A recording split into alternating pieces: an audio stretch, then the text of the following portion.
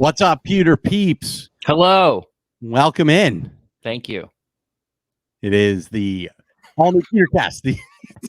Ren is in an ass today. It is the all-new Peter cast, your favorite spot for Bucs news analysis, takes hot and otherwise, and all of your favorite shit talking from Takes and otherwise. Let's just put it that way here as part of the Fan-Sided Network.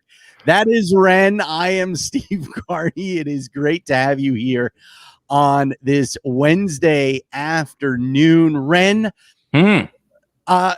first off, got to say thank you to Big Storm Brewing for having us out on Thursday for the first round of the draft. But I want to ask how your weekend went and how excited are you for what is upcoming? Well, my weekend went fine. Worked most of it, It's ditto. Yeah, exactly. Whatever. But since I last saw you at Big Storm Brewery at the first night of the draft on Thursday, everything's been good, man. Nothing really, amazing to report. I do have to take out the Oriental rug today and take it on the carport and shampoo it. So, things like that. I got that going on. Got an ottoman in. It's the third one. This one's finally the right color. Cheryl's wanted something to take all her pillows. She's one of those decorative people, as far as her bed. Like, as soon as she wakes up, she makes her bed. It looks like a hotel bed, and it's got all these pillows on it. So she wanted a place to put the pillows instead of, like, on the floor. So basically, it's a storage ottoman. Yes, exactly. And the third one is here, and it's the right color. So hooray! But yeah, everything's been good, man. How about you? Yeah, it was a good weekend for me. I got a chance to work. I engineered 3 Rays games at Tropicana Field. So Friday, Saturday, and Sunday against the Houston Astros in Spanish. I get to do Spanish radio, which is an interesting setup because the Spanish radio broadcasters, Ricardo Tavares and Enrique Oliu, 2 guys that I've known forever and I consider to be 2 of my better friends in the industry.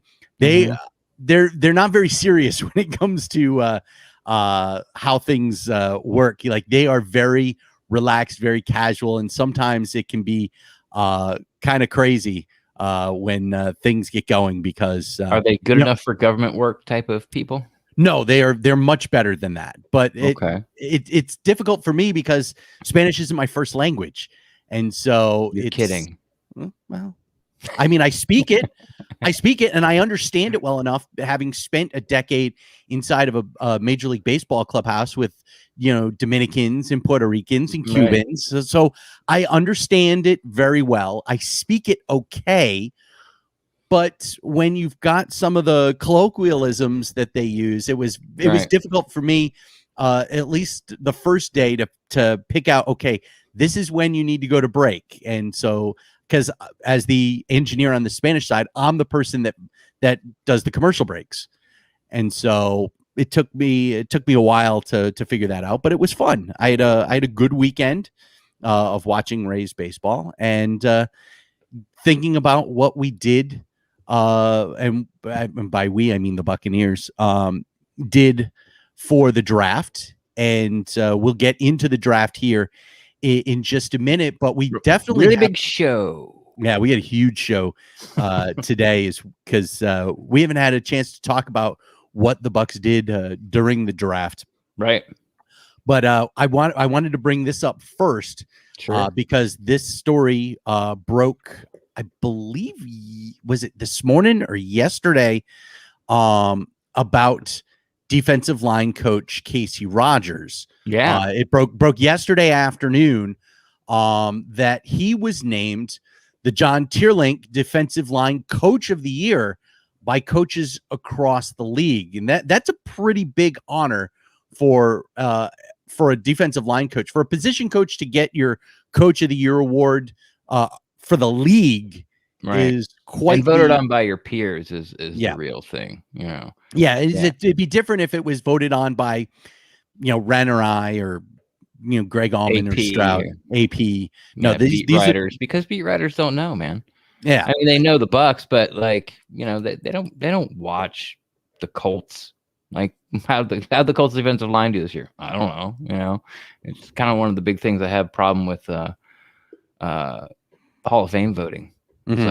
It's like, okay, like you're solely really relying on, unless they're a first ballot, you're solely relying on the person's presentation, because you really, you've heard the person's name, but you don't know if they're an All-Pro or not, or a Pro Bowler or not, or a Hall of Famer or not. So it's not was it a surprise to you that Rodgers ended up with this award? Probably not. There's there's a couple ways to look at this. One, it's deserving because of the Bucs defensive line. I mean, now we've had the best rush defense 2 years in a row, so you can look at it as like an accumulative. Hey man, this happened twice in a row. It's time to give this guy an award. Sort of like Peter Jackson and Lord of the Rings, and the third one, when they finally put out the third one, he won all his Academy Awards. But then you can look at it like, well, you got Sue, and you got a lot of good players, and of course that's probably going to go hand in hand. So Sue being a veteran, and then JPP being a veteran, but you really don't know how much of Shaq Barrett's 19.5 sacks as his first year as a $4 million 1 year prove it edge rusher out of Denver. How much was that Casey Rogers, or how much was that Shaq Barrett? But I think it's great. And as a Bucs fan, we'll look at these things like, we have the best linebacking core. Well, we have a really good linebacking core. Do we have the best? I'd have to say yes. We have a really good receiving core. Okay. Like, we have the best receiving core. We have a really good receiving core. Do we have the best? I don't know. There's other really good receiving cores out there. So, only being hyper focused on the Bucs, yes, it's deserving, but there's, I think being number one against the run 2 years in a row really helped them, prop him up. But it's definitely not. It's not an award that you go, huh? Kind of like when Caitlyn Jenner won Woman of the Year. You're like, what? Like, really? Like, come on now. Like, I see where you're going with this, and I'm not gonna say that you deserve it, but like that can't be the best candidate. I'm gonna stay away from Caitlyn Jenner with this, but I do think future governor of California. Did you see that she's running for governor? I did see she is running for governor of California and not getting a whole lot of support, not even within her own family. But I look at what Casey Rogers did, and I think that being number one against the run is a good, is probably a big reason why. But being number one against the run and missing, a huge piece in the middle like Vita Vea for a huge chunk last year probably is what ended up putting Casey over the top. That's a good point. If you're doing it with Vita Vea, it's one thing. Doing it with Stevie McClendon and Nacho in the middle is something completely different. And I think Nacho started more games than Vita did. Twice as many games, I believe. Yeah. So right. So being able to keep Nacho in there and then keeping the number one run defense. Yeah, that's true. So I think that's probably a bigger reason for why Casey got the award. But you're saying if Devin White didn't break Vita Vea's ankle, he wouldn't get the award. No, I'm not saying that at all, but I'm saying that a lot of coaches outside, that are on the outside looking in, probably saw Vita Vea go down, and the fact that it was business as usual for the Buccaneers against the run. I think that's a big, they probably went, wow, he's more deserving than even we thought that he did. So that's what I think. I like when it comes to it. So congratulations to Casey. He'll get an opportunity now to try and make it 2 in a row. We'll see if that can you imagine what it's going to take for Casey to win this award next year as well. They probably would have to give up, I don't know, less than 50 yards rushing per game or something like that for him to and go 16-0. 17-0. 16-1, 17-0. 16-1. Well, that one loss, that's really going to blow it for him. Yeah. So I don't know about repeating. I don't know what it's going to take, but I like his chances. Yeah. The only thing is, with Coach of the Year awards, it seems like the expectations in order to repeat are so much higher than the expectations are when, for say an NFL MVP. If Aaron Rodgers wins the NFL MVP this year, and now if he were to win it next year, well, I mean, he would probably be doing it with another team, but which I think may kind of throw a monkey wrench into my argument. But it would be, if he were to go back to Green Bay to win the MVP next year, he can't have a similar sort of year that he had this year. Let's just put it that way. Okay. So we'll see. But again, congratulations to Casey. He's gonna have some toys on defense. Maybe not for himself, but there are going to be some extra toys on defense this year that the defensive coaches are going to get an opportunity to play with. We'll get to those here in just a moment. But this episode of the Pewtercast is brought to you in part by Danette May and Mindful Health LLC, featuring Danette May's top superfood product from her Earth Echo Foods line, and that is Cacao Bliss. And we like chocolate. I have not gotten mine yet. Have you gotten yours yet? Yeah. No. I got mine like last week. It came with like a cookbook. Nice. And a really cool kind of coffee mug. I mean, it's a really cool, it's like glass, so it's ceramic, so it's like a coffee mug. So, and when it came in, I gave it to Cheryl. I'm like, oh, this is for you, because it's like healthy chocolate. Like, knock your stuff out, do what you want to do. And then I saw the cup and I was like, ooh, my new coffee cup for the podcast. And she was like, I thought you gave this to me. I really like that cup. So I grabbed it and I made coffee with it, but there's no handle. Oh, so it doesn't have a handle. So after, I had my cup of coffee, and burned the hell out of your fingers. I took it back to Shaw. I go, this is officially now I have no use for this whatsoever. It looks super cool, but for practical purposes, for what I need it for, it's not working. But yeah, the cookbook is cool, and the chocolate's here, and I can't wait for Cheryl to start experimenting with it. Yeah, Earth Echo Foods, they start with 100% organic cacao beans. They are kissed by the sun, obviously. A great line. Yes, thank you, Bill Raftery. You're welcome. Yes. They blend those cacao beans with turmeric, MCT oil, coconut, Himalayan sea salt, cinnamon, black pepper for a perfect blend that makes you feel your best that you ever have. It's a truly decadent, healthy, guilt-free chocolate and removes cravings, facilitates weight loss. I'm going to get that word right one of these days. Boosts energy and facilitate. Oh. Come on. Weight loss. Jerk. And helps reduce inflammation with one simple drink. Not only that, it is friendly to paleo, gluten-free, keto, vegan, and vegetarian diets. And for the last 8 years, they have been a leader in the superfoods market and are proud to have served millions of customers worldwide. You can get up to 15% off of your order using the code MINUTE15. Go to earthechofoods.com/Minute Media to order now. Use the promo code MINUTE15 and save 15% off your order. Coming up, we made a prediction about how the Bucs are going to start to get under the salary cap in order to have a little maneuvering. One of those pieces happened this week. We will tell you about it next on the Pewtercast.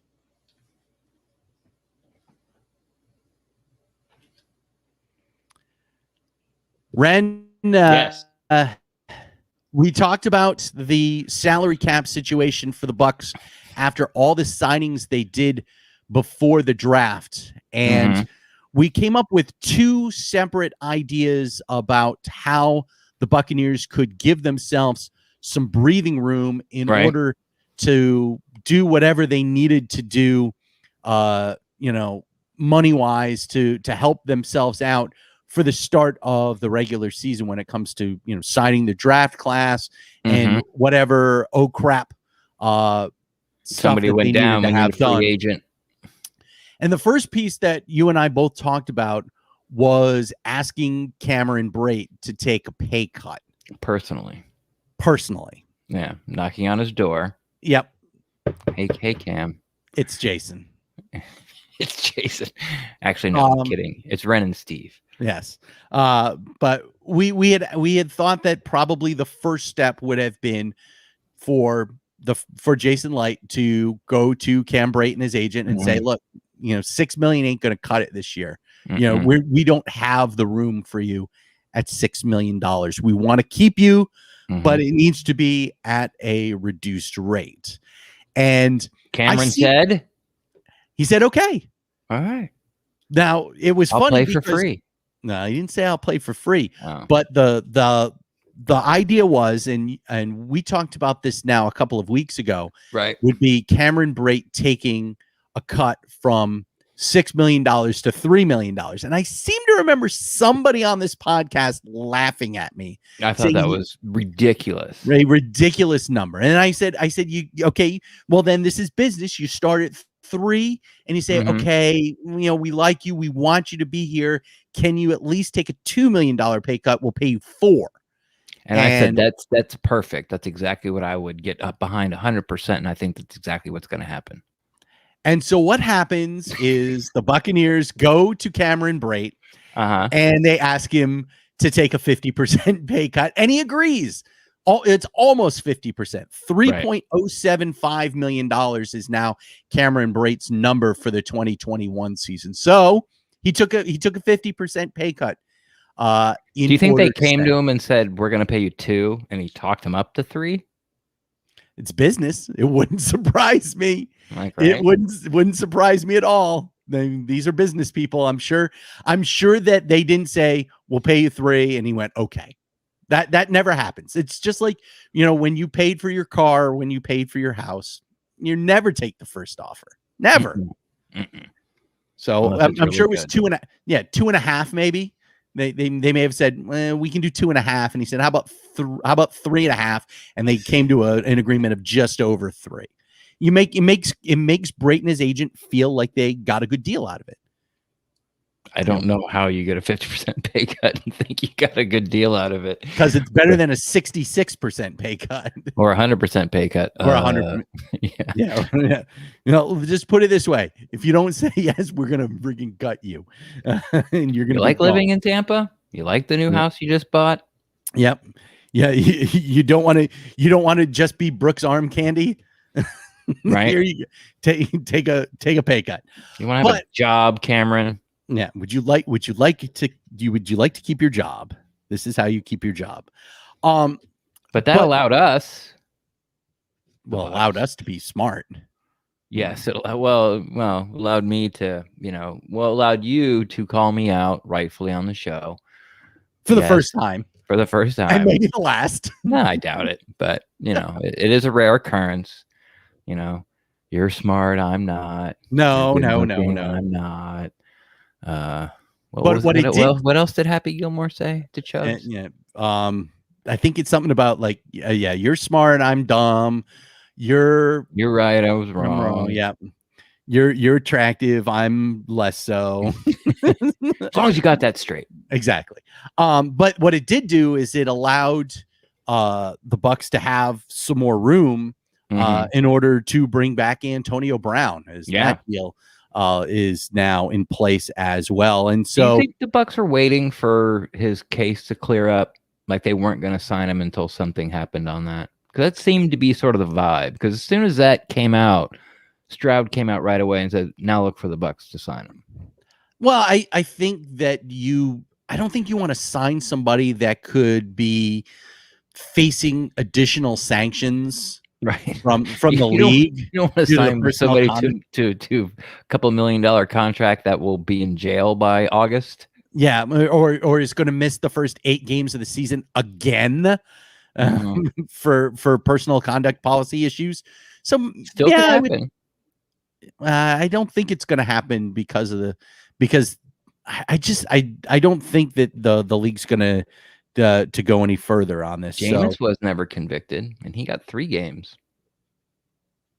We'll see what happens. We will see what happens. So, but I'm just curious to get your thoughts on this, Ren. Sure. Now with, you've got Evans, you've got Godwin, you've got AB, yeah, you've got Scotty Miller, You've Heard got of him. Tyler Johnson back.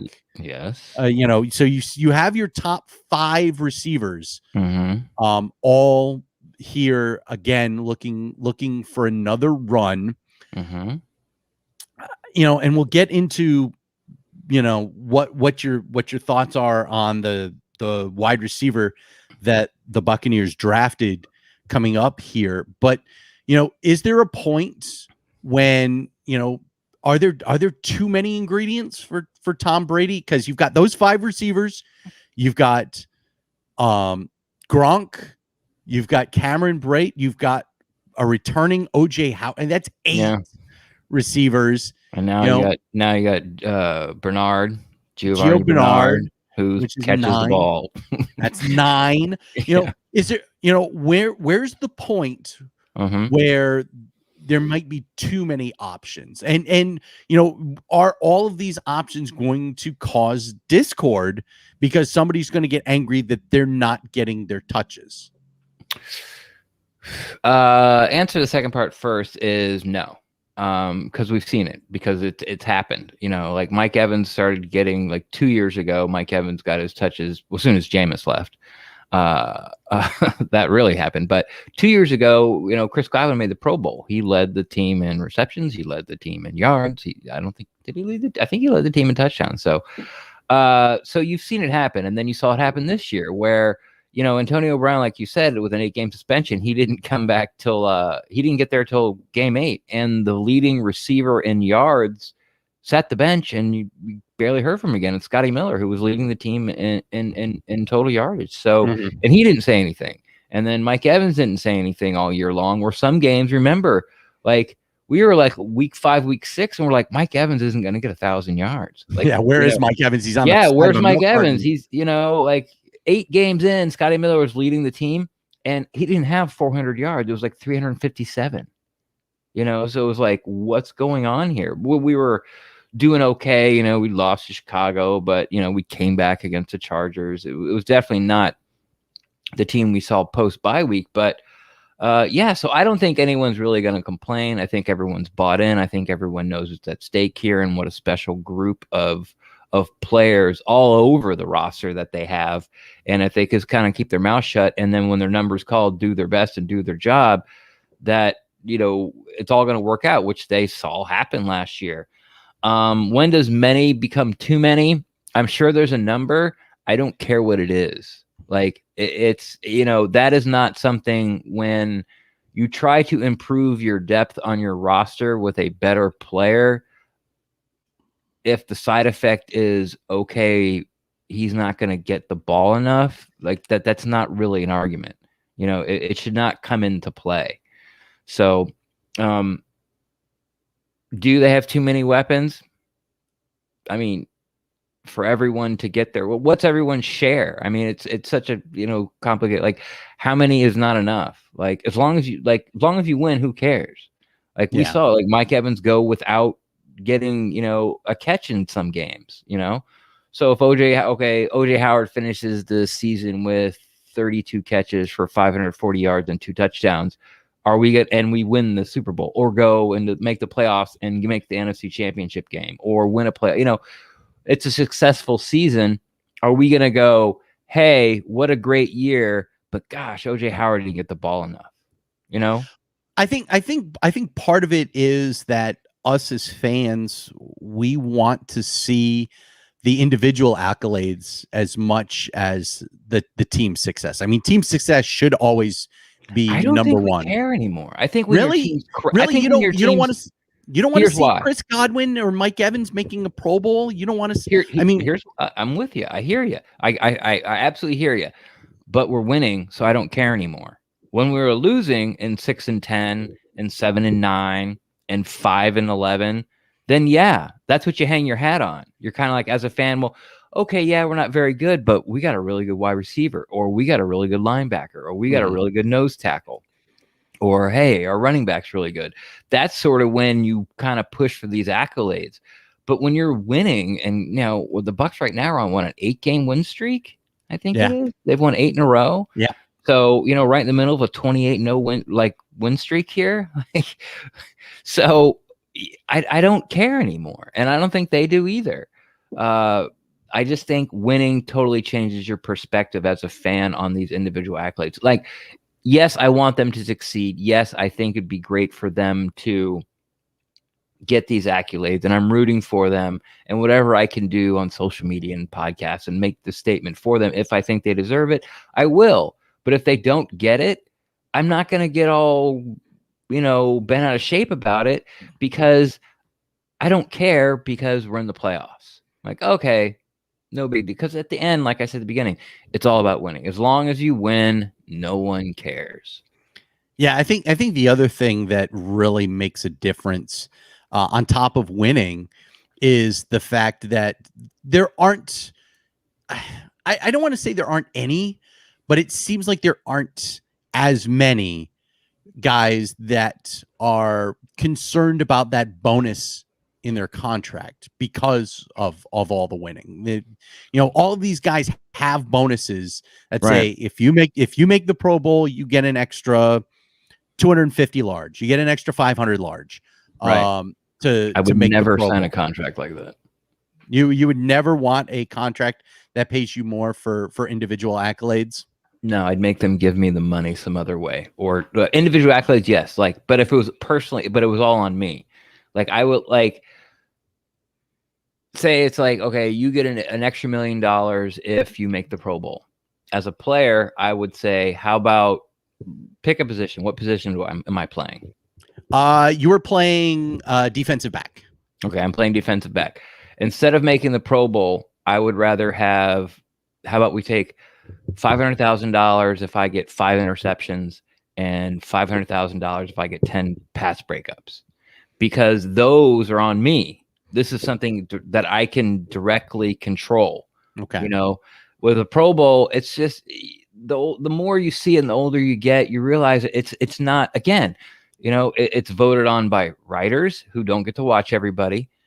It's voted on by the fans who are only going to vote for their own players or for their own team. Mm-hmm. And whoever who has the biggest fan base out there, like, that's why there's always so many Dallas Cowboys that get voted. Like, go on Dallas Cowboys Twitter, they have 9 million followers. The Bucs last year at this time had like 750,000. I think they just crossed over 1 million finally. Yeah, they were right at 1 million as of a couple of days ago. They were just they had like 997,000 followers on Twitter. So it's a stacked deck against or for whatever team that you play for. So I would never sign a contract that would give me a bonus for a Pro Bowl.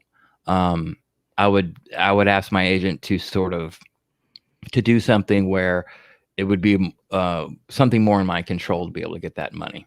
By the way, now to 998,000 followers on Twitter for the Buccaneers. So just a shade under 1 million. And I say, and I know that Jenna Lane mentioned this on social media. I want to say it was about the guy in the Cadillac smoking doobies on Sunday, not the guy in the Cadillac smoking doobies. Although that was a funny story as well. But she pointed out how the I think they were at like 750,000 followers before Tom Brady signed, and now they're up around 1 million. A lot of that has to do with Brady, but a lot of it has to do with the fact that Jill Beckman's done a really good job this year as the social media director for the Buccaneers. So you gotta sure. She has. I like Jill. I know Jill. I can recognize her on site. She won't recognize me on site. I've had conversations with Jill. Mm-hmm. I don't think I think she does a very good job. She does a great job. I think she does a great job. Whatever accolade you're going to throw out about what kind of job she does, I'm going to go one higher. Okay. How about that? Okay. We're not even close to 1 million without Tom Brady. No, you're right. Period. End of story. So I agree with that. Yeah. So, but I think that getting back to what we were discussing when it comes to because we were talking about weapons, we're talking about accolades and the like. I think that people willing to put their egos aside is another big reason why things have It's why I worked out think, well. yeah, exactly how things work. Like, and Mike Evans leads the charge on that for, how his role has dramatic. Just remember, like 3 years ago, he was getting like 131 targets from Jameis. He was getting like 13 targets a game.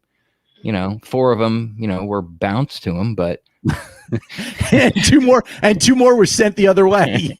but I mean, that's a lot. So yeah, I think all the players have bought in. I think the coaching staff has done a great job in convincing these players to buy in.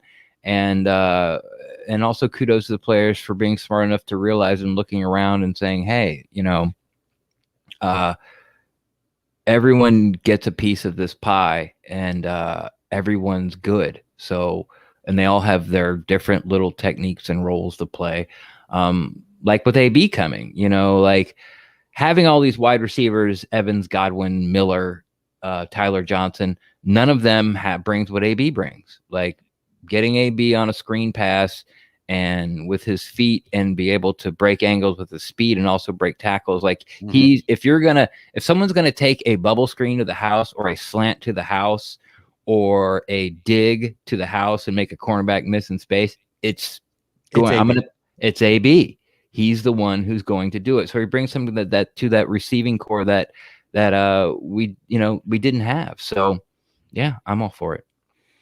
And I think the other piece, and I'll finish with this, sure, is as long as the overall numbers continue to stay where they are or get better, the distribution of things is going to be something that is only noticed by people looking at wanting to get individual accolades, which, like we said, there's not that many people here that will say, I must be a Pro Bowler.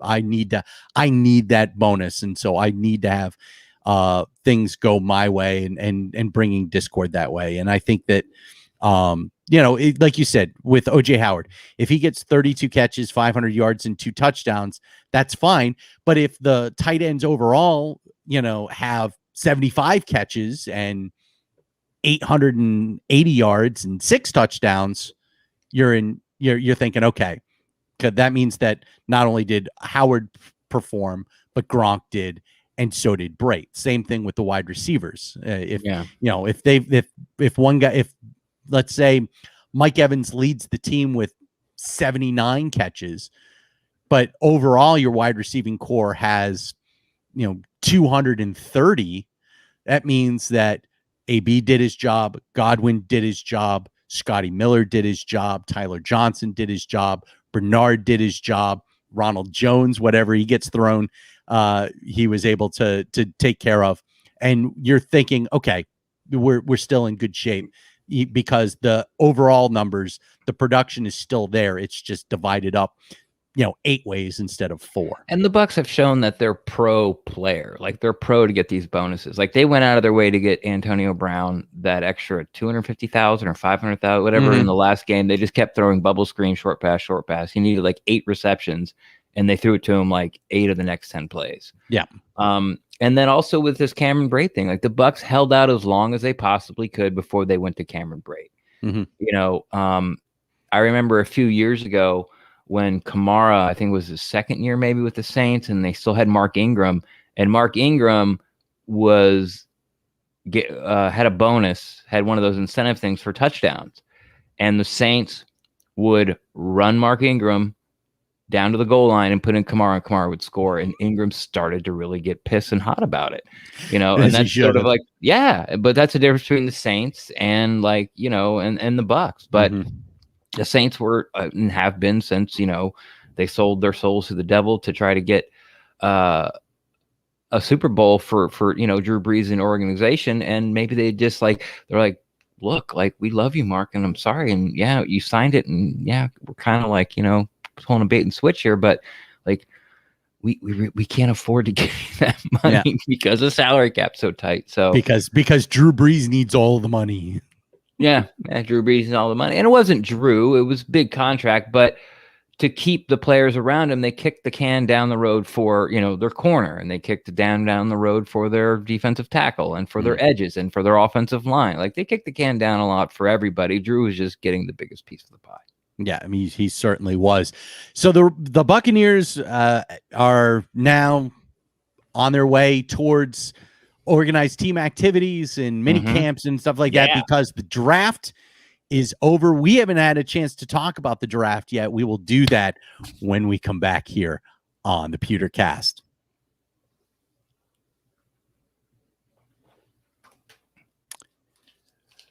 Hello.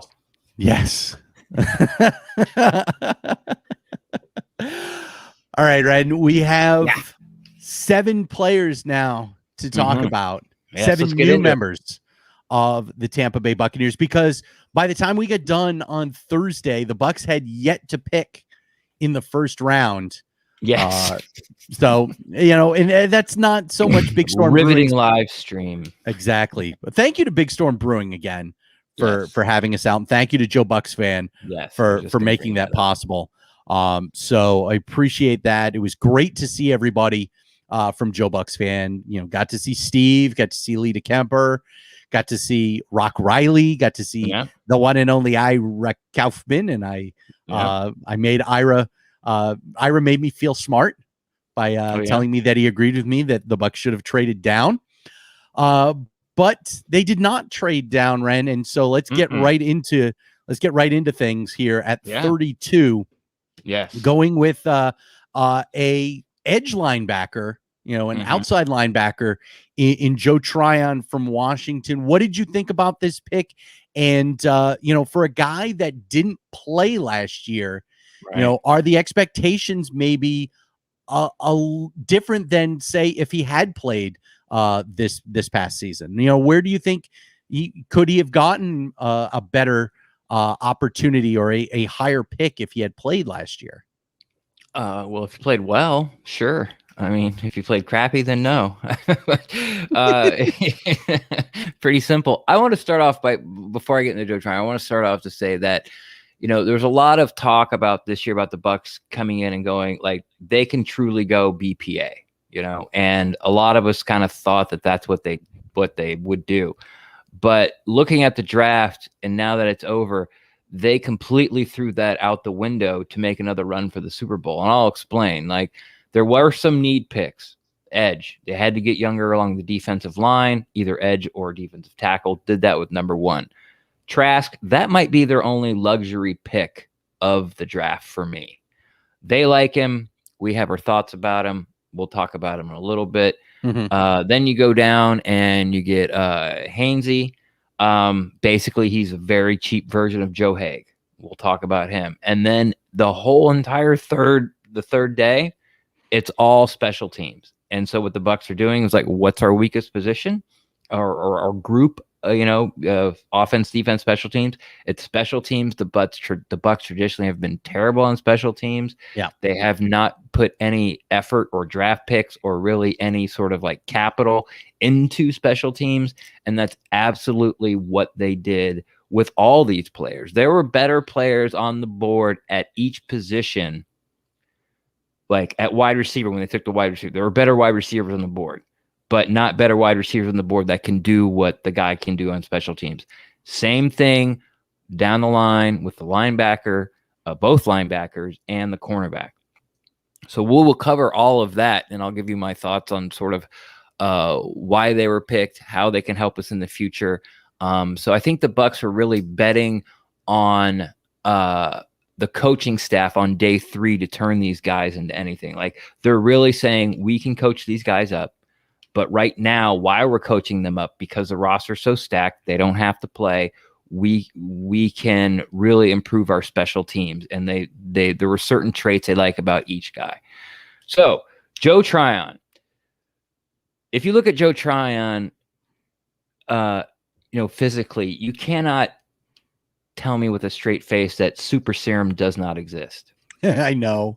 This dude, like, he reminds me, remember that movie Heartbreak Ridge with Clint Eastwood? Yes. He takes over, like, the ragtag, Marine. I'm not really sure what he called, troop, corps, Yeah, it's a company. squad, company. Thank you. That no one really wants. They're a bunch of troublemakers, slackers. Don't live with potential. And then they had that one guy, Swede. Remember? Yeah. Swede was this. Yeah, he was this dude that is just humongous person. Could barely fit in any of his clothes. And when I look at Joe Tryon, it reminds me of Swede. This guy is built. Okay, big deal.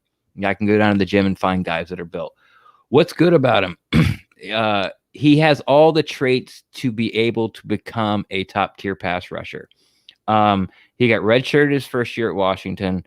Then he had an okay to, I think it's fair to say, lackluster first half of the 2019 season. Mm-hmm. Then he got all his 8 sacks in the second half. Everything started to come together.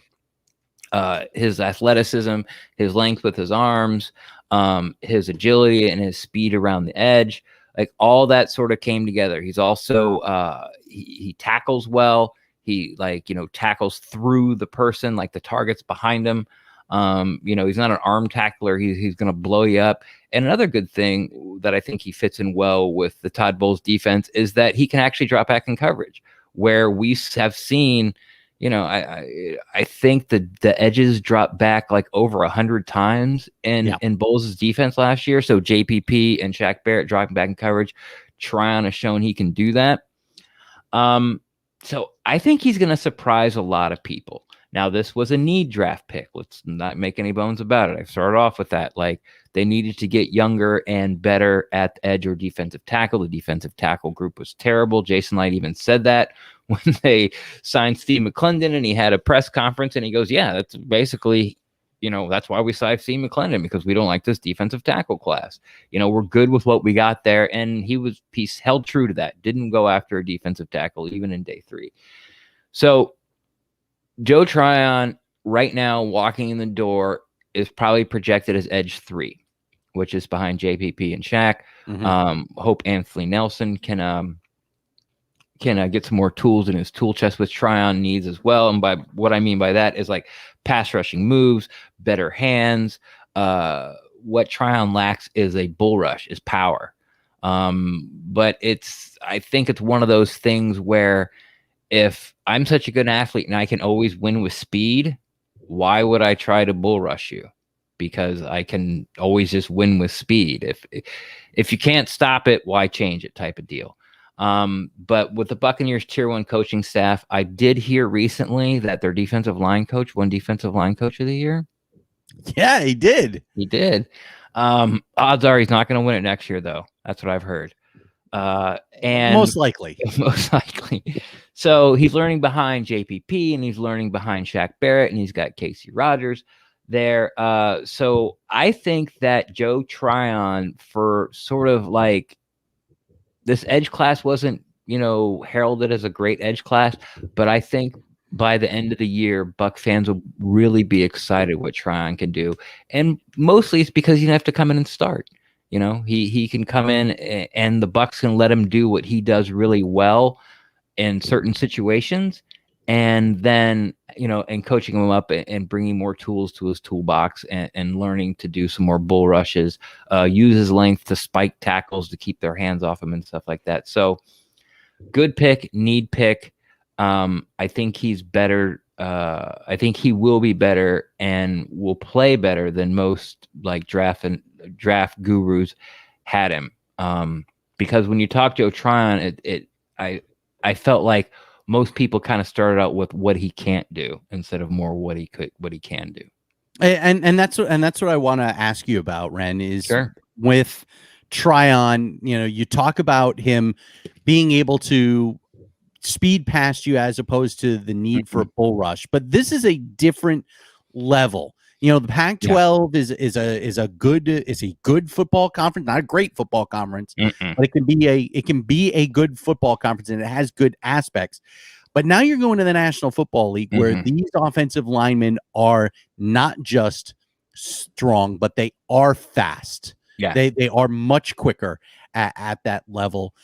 Is only being a speed guy, can it be a detriment to Tryon? And if that is the case, how quickly can this this coaching staff kind of mold him to the point where maybe he is, I'm sure that they're going to look at, yes, we need your goal is to stay as fast as you can, but still get stronger. Right. I don't know if he needs to get stronger. I just think he needs to learn how to use it better. Okay. His pad levels is too high on bull. I mean, you look at the guy and it's kind of hard to say you need to get stronger. It's like where are you going to put the muscle and the mass? Adonis. He's popping out of his skin. Like it's stretched to its max. Do you remember Vincent Brown, linebacker that used to play for the New England Patriots back in the day? I just remember Paul McGuire, the old color commentator, talking about how Vincent Brown had muscles in his face. Sure. That's how, and I see that out of Tryon. The guy, do you need his traps above his ears? Because he can do it. They're close. If you hold the camera at the right angle, they are. It should be interesting, but I am curious about that. Dealing with the offensive lineman at this level as opposed to the offensive lineman at the Pac-12 level. He probably hasn't gone up against an offensive lineman. I'm not sure if he's going to line up on the left or the right, or they're going to mix it up. But most edge pass rushers get into the league and they don't make this huge splash unless they're they would have been, or like Chase Young. And even Chase Young, he was a can't miss prospect and he still is, but he didn't have a 12 sack season. I think he got something like 8, 8.5, something like that. So, and he plays every down. So Joe Tryon's not going to come out here and get 8 sacks. I would be happy with 3. And there's a couple of reasons for that. One, because JPP and Shaq Barrett just don't come off the field. They don't. Now, maybe that was because the Bucs didn't have anyone behind them really last year when it was Anthony Nelson and Cam Gill. So maybe, it's like the drop-off was so big, you got to play. But JPP's been a guy that's always played somewhere over 90% of the snaps for his career. And Shaq Barrett, we don't know because we only have sort of a 2-year window, a 2-year sample size of being a starter. And he played a lot both times. So we'll see how that works out. I have confidence, sort of what I alluded to before. I have confidence in the Bucs coaching staff. The Bucs coaching staff have confidence in themselves to be able to turn Tryon into something special, a guy who can be a 10 to 12 sack guy every year because he has the height, he has the length, he has the speed. I think he has the strength. I haven't watched enough of him to be able to say he can't bull rush or he just doesn't, or he hasn't learned how to yet. No one sort of taught him the basics, and mostly it's because of pad level. So, but everything else, he's a hard hitter. He can drop back in coverage. If you've got 6 boxes to check as an edge rusher in a Todd Bowles defense, he checks 5 of them. So yeah, I think he's going to be fine. It's a pretty good thing to have, especially going into your first season at the pro level. So now we move to point right here. Sorry, by Bucs rule right here. I think on 3rd and long, the Bucs will use Tryon and Shaq and kick JPP inside. It's a possibility. It really is. It depends on his development, but you got to remember that the Bucs only play 2 interior defensive linemen when they go nickel. They keep Levante David and Devin White on the field, and they take out a defensive tackle. So you're looking at JPP and Sue with Shaq and Tryon. I can see it on 3rd and long, 3rd and 8, 3rd and 12, 3rd and 42. Some serious coverage. That's some serious. You get a lot of coverage out of that because all of those guys can close very, very quickly, and I really do think it's a good point. I like that. I'm telling you, this defensive line is good enough to get somebody a defensive lineman coach of the year. I don't doubt that at all. So let's get into what you call the only luxury pick that the Buccaneers took at 64 in the second round. Kyle Trask comes off the board. Gator fans losing their shit because I saw it on Are there social media. Gator fans that are Buck fans? Because I follow a lot of Buck fans on Twitter, and they're like all Florida State fans. I rarely see Gator Twitter at all, and I'm a Gator fan. Zach Like, Blobner. well, okay, yeah, he's the one. Like, really, he's the one. But so Gator Nation went crazy. Yeah, a lot of Gator Nation went absolutely ape. You know what? When it comes to Kyle Trask, a Florida quarterback staying in the Sunshine State and being the third. Now we know who the other quarterback is. Right. Obviously, that means, sorry, Blaine Gabbert, you're not going to get an opportunity to win 11 games here this year. He isn't. Well, I don't know. Do you think that Blaine Gabbert's not coming back? I can't see how you would handle having 3 quarterbacks plus a second round draft pick. Yeah, you're right. That's why Ryan Griffin goes. Even though you just signed Ryan Griffin. Well, you signed him because you signed him before the draft, so you weren't pigeonholed into taking a quarterback if it didn't fall to you. Like, the Bucs didn't go after Trask; he fell to them.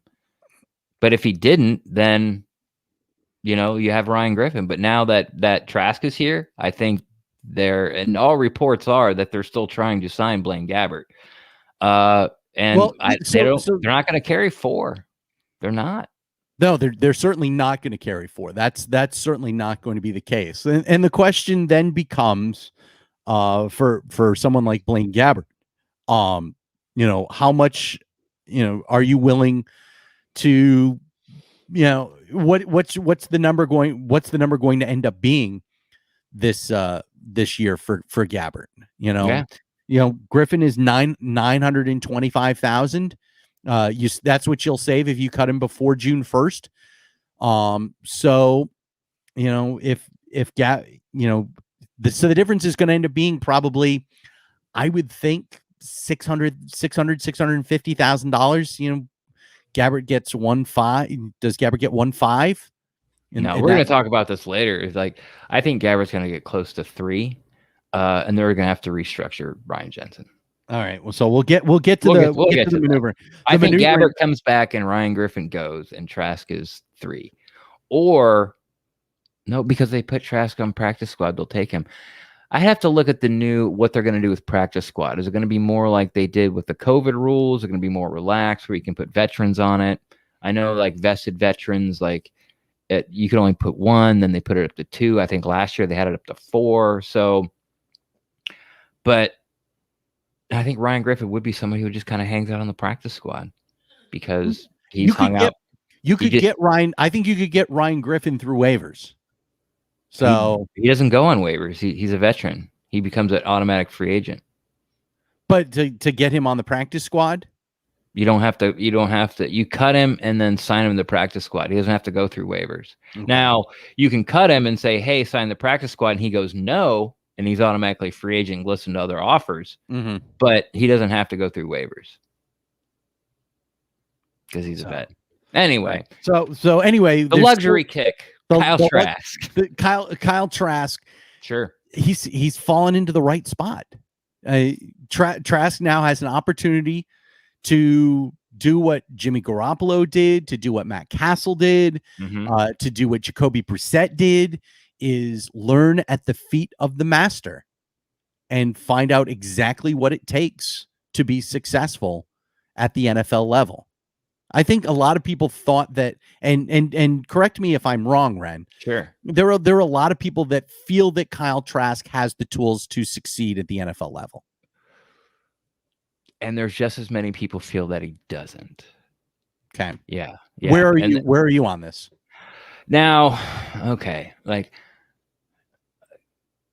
I was anti-drafting Kyle Trask for the Buccaneers. I wanted Davis Mills. I thought he had more tools, more upside, but also Davis Mills, the quarterback out of Stanford, he also has a lot of Jameis in him, which is like, look how strong my arm is. I can make it fit in there.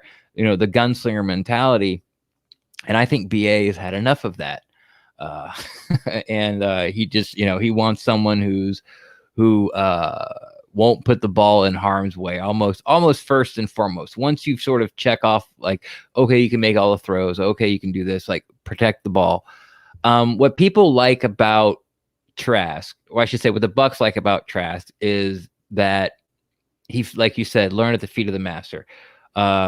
Never started in high school, was on the same high school team as, I don't remember his first name, but King, the guy who's playing quarterback at University of Miami right now. He was stuck behind him, goes to Florida, gets stuck behind Felipe Franks. Felipe Franks' ankle gets broken off from the rest of his leg.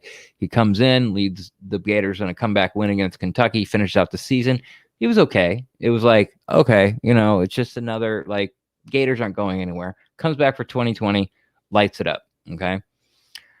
I said that, and especially because once those two players didn't play, I said, and it's sort of like the Tua and Mac Jones argument, like, well, you're playing with like 5 NFL players on your offense. That's the Mac Jones argument. Trask threw to Kyle Pitts, who was uncoverable, and Jadarius Toney, who is sort of like the closest thing that Florida's seen to Percy Harvin since Percy Harvin. Both top 15 picks. Yes, exactly. Now the Gators go to a bowl game. Neither of those two guys play. Trask has his worst game ever as a Florida quarterback. And it's like, so my feeling was sort of like, well, once he doesn't have, boys playing against men to throw to, he didn't really have a good game. That's where my stance was. That's why I didn't want Trask. That's why I wanted Davis Mills. Obviously, the Bucs feels different. They know better than I do most of the time, all the time, sometimes. So they like his processing speed. They like that he has the makeup to sit for a while and wait for his turn and not get butthurt about it. They like, they think he can make all the throws. They think he's very smart.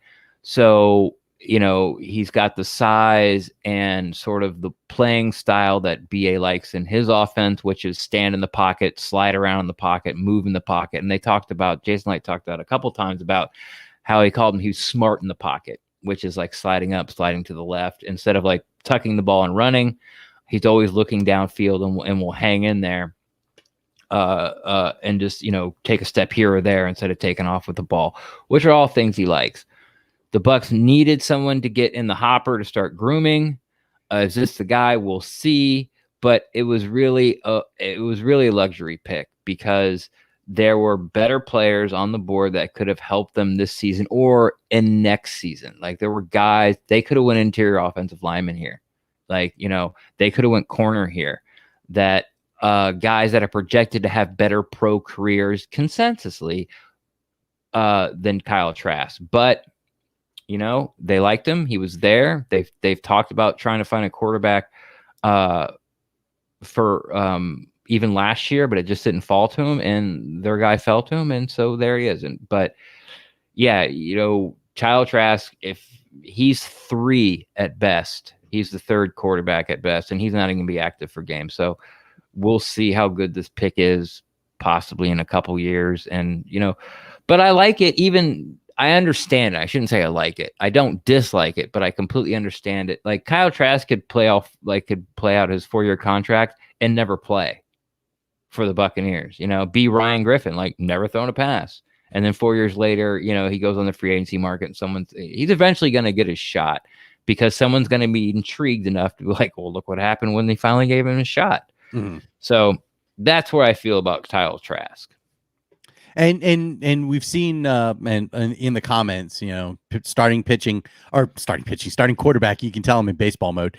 Depth chart: Brady, Gabbert, and Trask, and that Bucs fans will sometimes will trust Gabbert to come in to win games over guys like Trask, and you should trust Gabbert more. He's got 7-8 years of experience, maybe close to a decade now of experience in the league over a guy that is never taken a snap, not even in practice in the NFL. Of course, you're going to trust a guy like Gabbert. You're going to trust a guy like Griffin more than Kyle Trask. Right. But I am very excited for preseason football now because I really want to see Kyle Trask. I want to see what he does, man. I think it's going to be great. I It'll be think very it exciting.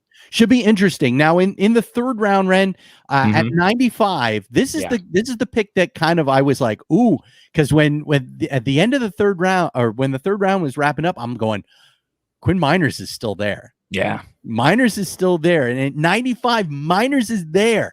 This is a Jason Light special. Come on. You're talking about a guy that played interior offensive lineman in Wisconsin at a small school in Wisconsin in high school. Wisconsin Whitewater Warhawks. And even before that was at a small school in a small town in rural Wisconsin at Hartford Union as a high schooler. This is right up Jason Light's alley. And instead he goes with Robert Hainsey from Notre Dame, who is a guard as opposed to a guy that could play center and guard. Is Jason going for a guy from a bigger school as opposed to a guy like Quinn Miners that I was all excited. I was like, I'm going to get one of these picks right. Right. Carney's best bet. McCartney's best bet was that they were going to take Quinn Miners at 95. They go with Robert Hainsey instead. Sure. I mean, I like the fact that, you know, this is a guy that's got a lot more big game experience playing at Notre Dame as opposed to Wisconsin Whitewater. Well, okay. Well, here's where I'll start. One, Hainsey is not a guard, and he started 3 years at Notre Dame at right tackle. Okay. So that's what the Bucs like. He can play tackle. Miners cannot play tackle. No. Hainsey went to the Senior Bowl and they're like, hey, can we try to guard center? And he said, yeah. And not only did he say, yeah, he performed really well. And that's sort of what bumped him up the Bucs board because they needed that Joe Haig's gone. They needed someone to fill that role. Joe Haig made $3 million last year. This guy's going to make something like $500,000. You know, he's going to make $3 million for the next 4 years. So it's a cheaper upgrade, helps on the salary cap, and they think he can play 4 positions. They don't think he can play left tackle, but they think he can play right tackle in a pinch. And really what they're doing is they're getting a guy who think they can coach up to play guard. They can coach up and play center.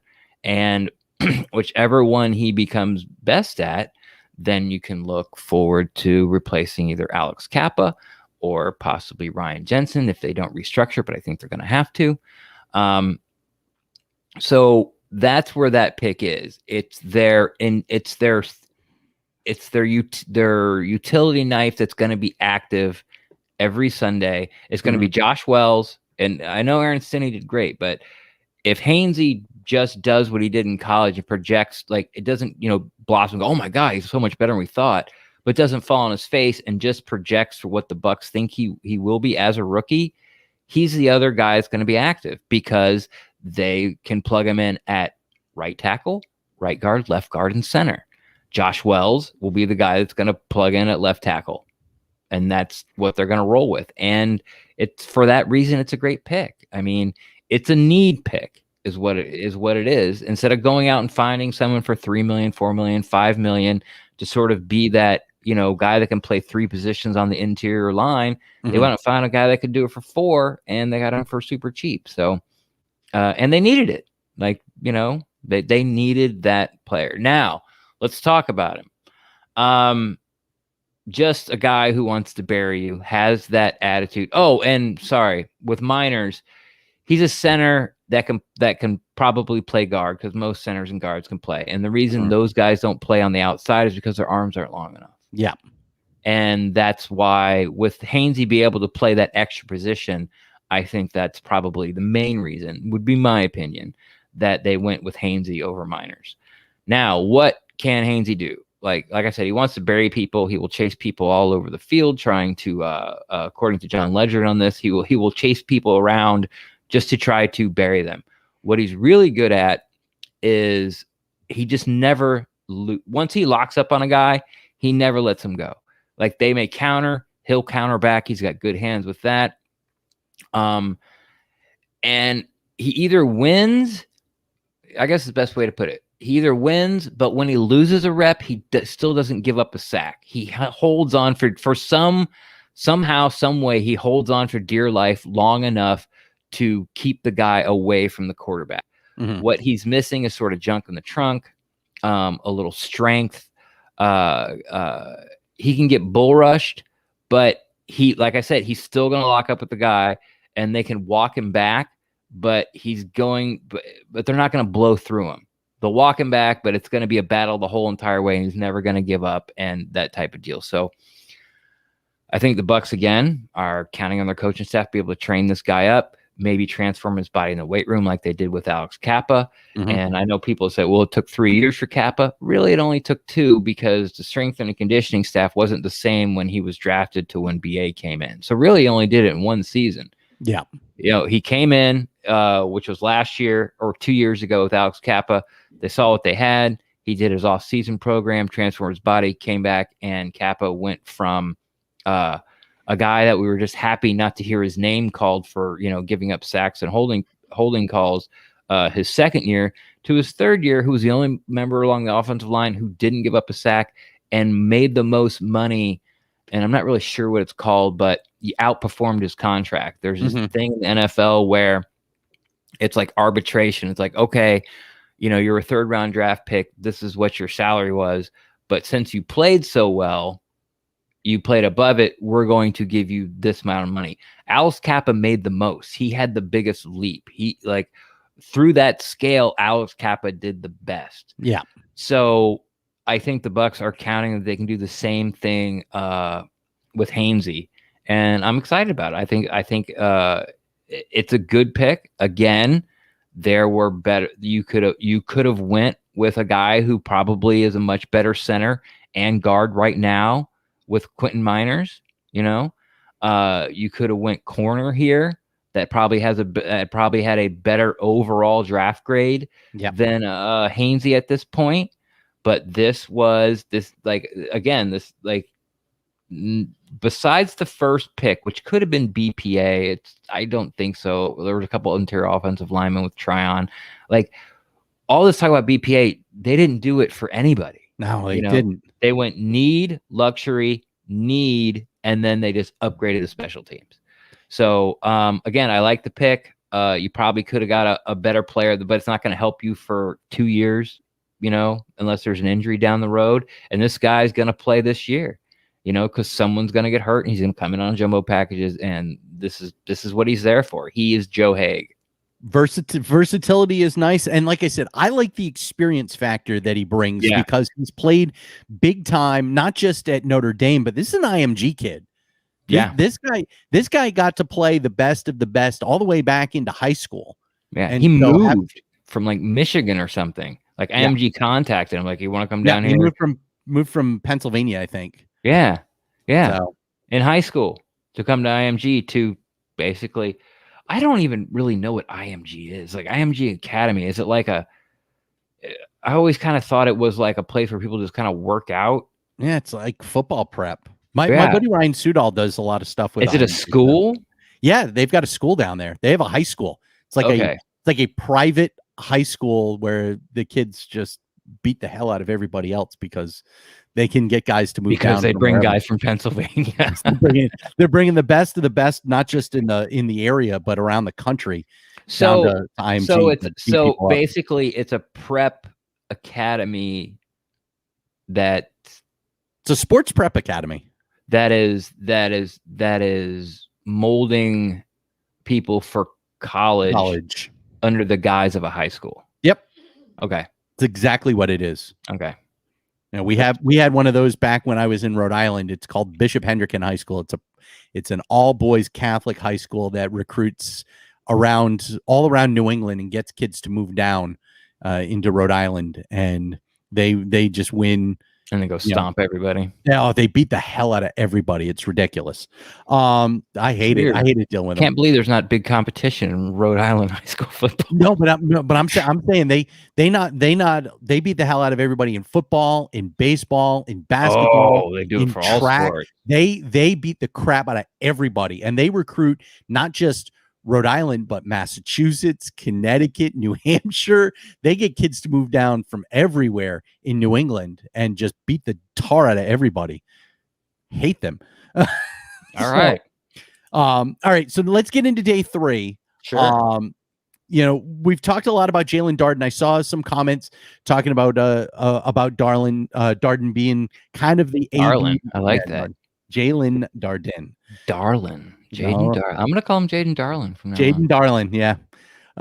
So Darden, this is the guy that I think his, and you mentioned this at the very beginning, his special teams, and being the return guy, that was the one piece that I think the Bucs really had their biggest problems with last year, was knowing who was going to be their punt returner, their kick returner. Right. And now you've got a guy, who is going to slot really well into those spots to be a returner. He's got speed. Yeah. And I really think that, when you're looking to upgrade your special teams, you want a guy that can hold on to the football. You want a guy that's got some speed. That's Darden. Yeah. Yeah, the Bucs are really hoping he can win the punt return and maybe the kickoff return as well. Probably both. They're going to try him at there. He didn't do a lot of it in college. He's from North Texas. There's some interesting stats about the guy. First off, he's small. He's like 5'9". Doesn't weigh that much. What was the guy that the Bucs had a couple of years ago? He was in Denver. Trendon Holiday. That guy, he used to play for the Broncos. He was the returner for the Broncos. He was like 5'6". Like he was little. I don't really remember him at all. I think he signed with the Bucs and then he got hurt. So I don't know how much he played, but I just remember Holiday is the guy that Pat McAfee blew up. That was the first time I ever saw Pat McAfee. Pat McAfee like blew him up out, threw him off the sidelines on a return. But that's what Darden reminds me of. He's a taller version of Holiday. Taller the guy's 5'6". Well, that's what I'm saying, because Darden's 5'9". Holiday was listed at 5'6", so he's probably like 5'4". No one gives a shit about Holiday. No, but I'm saying, a quick guy that you use as a returner. I think that he's going to be Cheetah Light, is what they're hoping. Because if you remember when the Chiefs took, how come I can't remember the guy's name? I can never remember that guy's name. I always want to call him Cheetah. What the hell is that guy's name? Tyreek Hill. Thank you.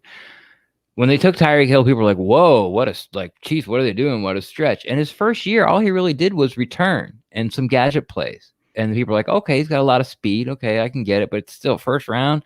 And then here comes Patrick Mahomes next year.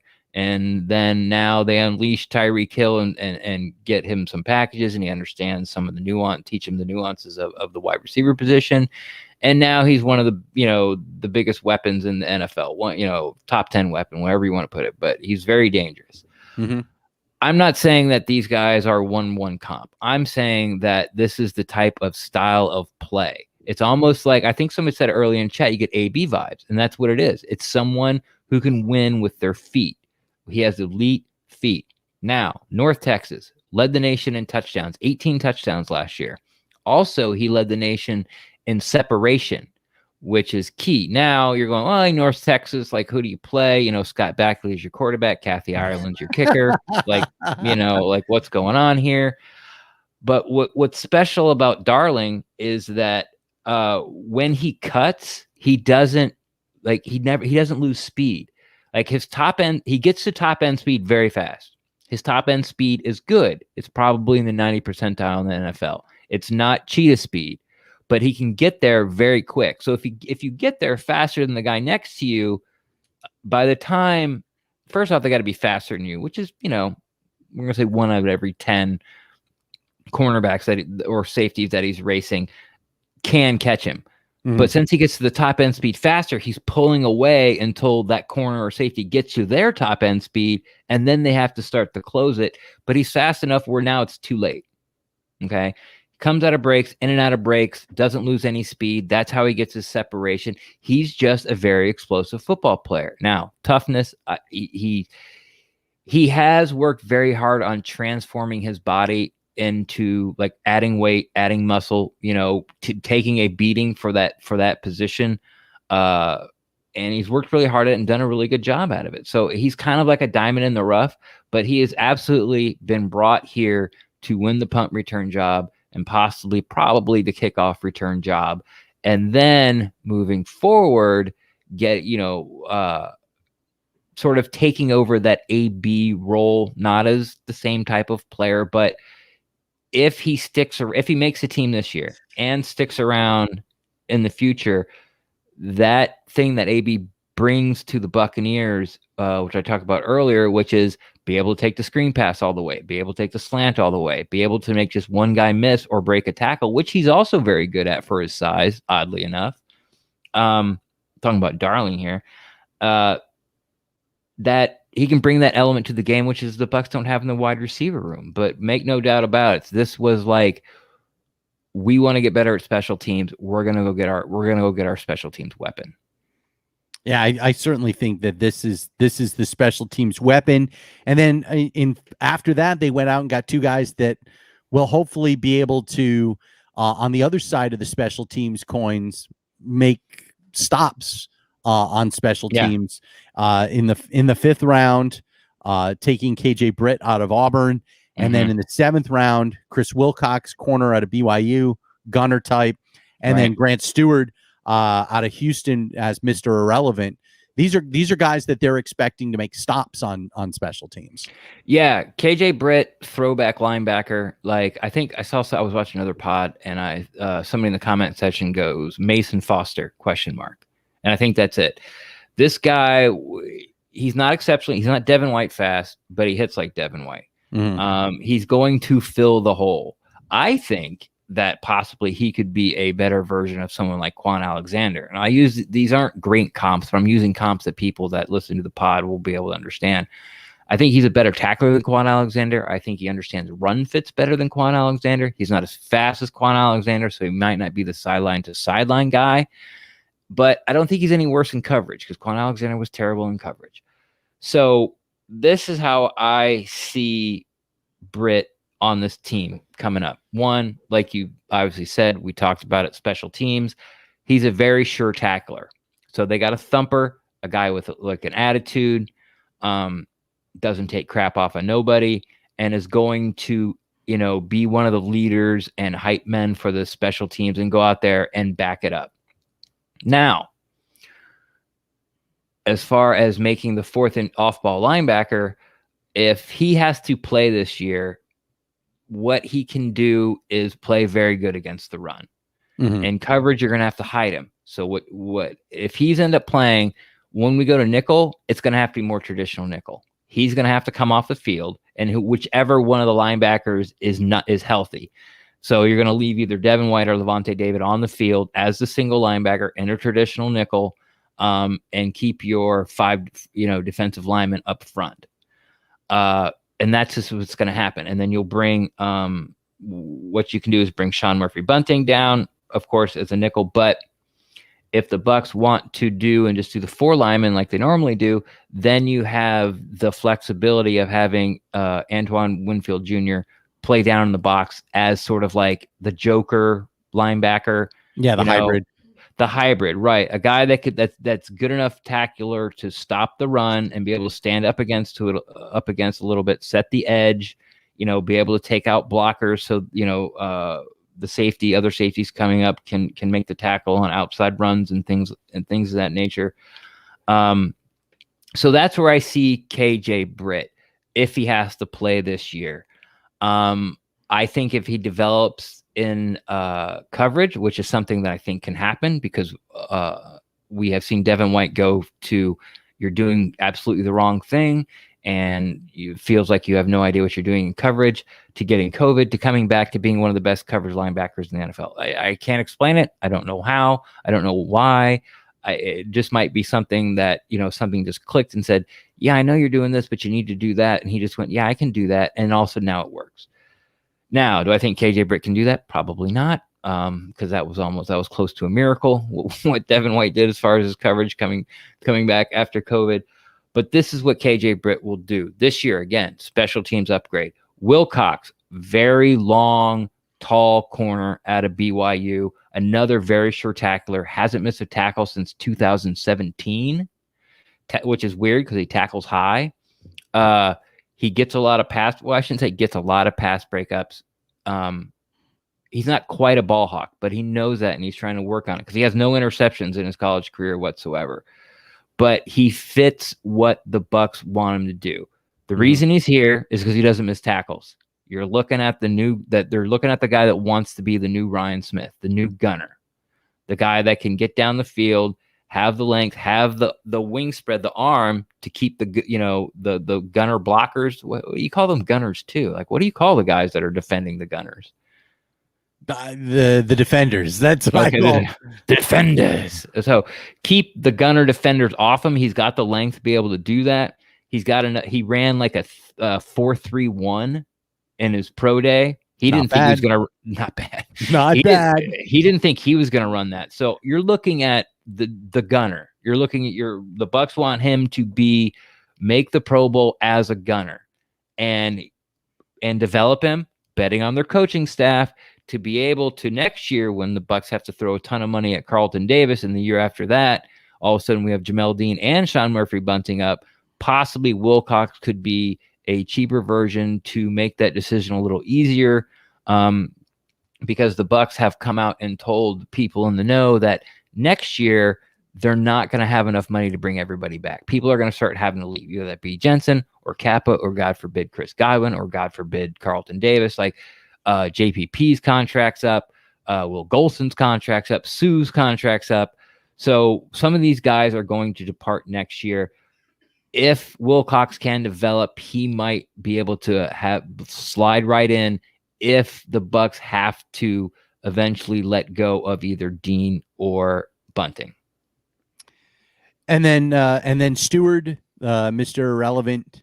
Big hair, don't care, built like a fire plug, has T-Rex arms, plays at 1,000,000 miles an hour, going to be another one of those heart and soul special teamers, and he can tackle, but that's it. He's a heat-seeking missile, has no athletic ability, talking about pro level here. Arms are too short, he's too short, and all these guys are, but especially this plays guy. Like his ass is on fire. Plays like his ass is on fire. Super high character kid. I hope he makes the team. He'll be somebody that everybody's rooting for. They're gonna love him. Fans are gonna love him for what he stands for and what he is and the way that he plays.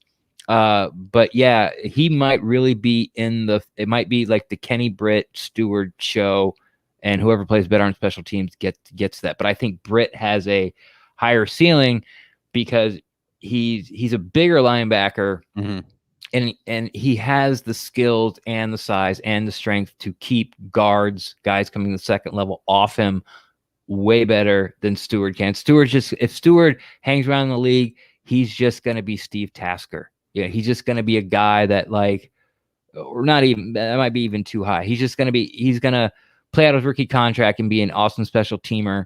And then, it's time to re-sign him. And it's like good luck in free agency because we're not going to pay you, $2 million to play 8 plays a game. I really, and you said people are going to be rooting for Stewart. I'm already rooting for Stewart. Me too. Because I'm sure everybody has seen the comments that he has made about his family life and his father being in and out of prison, his mother being in the drug problems and drug problems. She was a sex worker. It's a crazy story. It's a movie. Yeah, it is a movie, but you're already rooting for the kid, and I'm sure there isn't a Bucs fan out there that isn't going. If this guy makes the team, we're all going to be waiting for that moment where he gets in, so we can all just go ballistic and watch him run around like his shorts are on fire. Should be an interesting time here as we go through mini camps and go through the team activities and the training camp. Those are all still to come. But are the Bucs done maneuvering their cap? Certainly doesn't seem like that. We've got a couple of moves that the Bucs may still need to do in order to be ready for 2021. We'll talk about that when we come back here on the Petercast. So the draft is over, Ren, and now comes the point where we've got to sign all these guys, and we've got to get the oh crap fund reestablished in case things come down. Break things glass fund. Yeah. The in case of emergency break glass issues, and we've talked about this a little bit. There's one move that I think you and I are both in favor of happening. There are two others that I've been looking at and going, Ooh. could this be a possibility? Of course, the one that you and I have both said needs to happen is a contract reworking of Ryan Jensen. Couple of extra voidable years. You're able to change his cap number from the $10 million it is now, and you give him an extra year and 2 voidable years, or just 2 voidable years, and now you've changed his number from 10 million to 3.5 million or 4 million. At that point, I think that you and I are both in agreement that needs to happen. Right. I don't think you need quite that much. Because I think the Bucs right now are about I want to say just over 3 million, and that's gonna, so they need about another 3 million, 4 million, to sign their draft picks and have about 3 million left over. Yeah, 2.5 million for the emergency fund. So if they can knock down to 7, 6 is probably where I would think they would be aiming at. And so free up 4 million and bump up their salary cap to 7 million. I think that'll take care of it. Yeah, but but everything else I completely agree.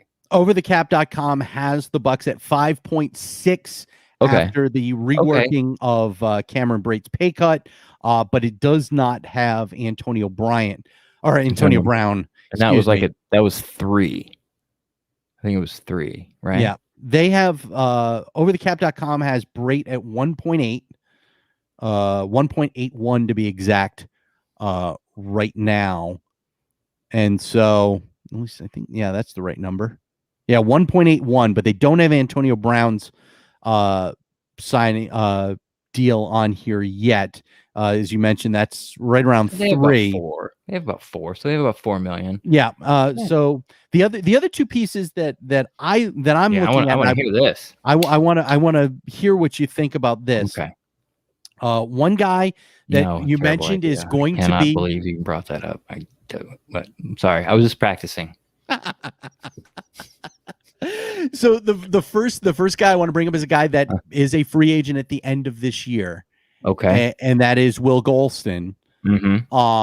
Maybe using him as a piece to, I guess you could actually extend in order to bring his number down.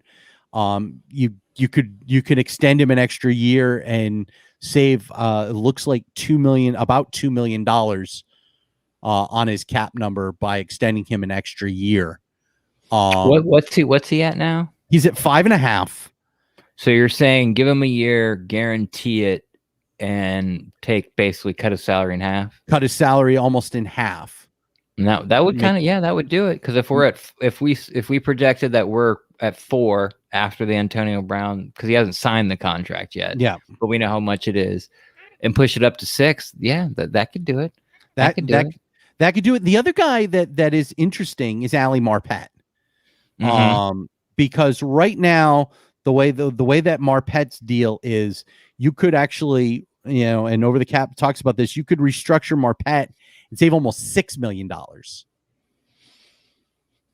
much you have to push down the road? Right now it looks like you would have to push about half of it down the road. So he's making 12. His number is 12. You could restructure it and push it to 6 and move it all down. How long is Ali's contract? When's it end? Ali's contract right now, as I pull that up, he is signed through 2023. Okay, and what is his cap hit next year and in 2023? His cap hit next year right now is 11 million, and in 2023 is 12 million. Okay, so it stays roughly the same. So it's about the same. So if you were to restructure it, you would move that up, say 3. So you would bump those up. And his cap hit would be 15. It would be 14 and 15. Right. Yeah. I mean, Alley's not going anywhere. So, it's another idea. I just don't know how much. Now, something has to be done. All right. Yes. Jensen seems to be the most obvious one, but he is 30. So let's go against. Why not Jensen? Because he's 30 years old, and you haven't done it yet. So why not? And that's kind of where I'm at on that. How much do you want to guarantee? He's making a lot of money for a center. And you just drafted a guy that possibly can be on the cheap after that. Maybe you want to get him in camp and see what he does at center before you sort of make or do not make that commitment to Ryan Jensen. Will Golson, I like. Also a guy who's hitting 30 now. People have been trying to get rid of Will Golson forever. I don't know why. You can't replace him. You can't replace a starting defensive tackle for $6 million. You can't replace him for that. So why are you sending him away? And if Golson's willing to hold off free agency for another year and then get on the other side of 30 for another $6 million, and he wants to do that, I say that would be the one I would do. I think because that's the safest, I think, and you're not paying above board, and you're not pushing a lot of money down the road. As opposed to Marpet. But Marpet is probably the safest because he's not going anywhere.